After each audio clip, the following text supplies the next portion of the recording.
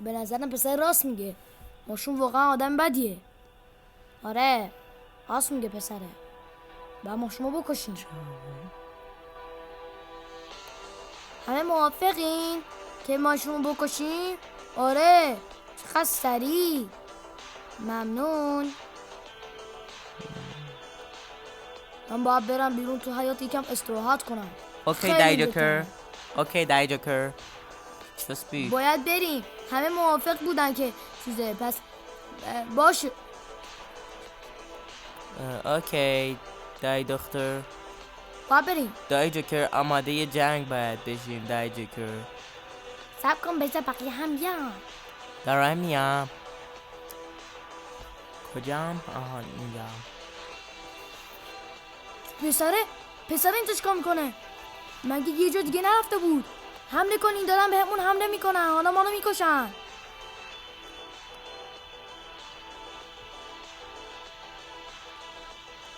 داره میدویم. حالا میکشمش.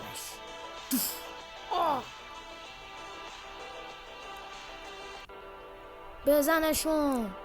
حالا میزنمش. اژدها رو کرده میتونه از پس من برمیاد. حالا ماشو هم میکشم.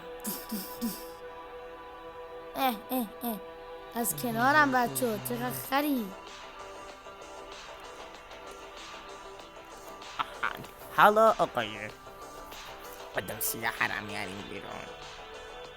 دای مشروبه نابود شدی یا مستر مشروب. ای مشروب قد مردی. برم این آدم بکشم.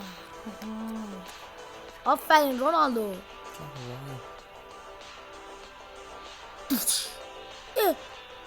حالا انتقامم میگیرم. میکشمت. یس. برو کنار. آفرین رونالدو. خیلی خوبه. آخ میزنمت. میکشمت. آخ پام. انتقامم میگیرم. این 4 تا رو میکشم همزمان. نه 6 تا بودن. اشتباه کردم. من میزنمش. میکشمش. چرا از همه تیرام جا خالی داد؟ مگه میشه؟ خیلی عجیبه.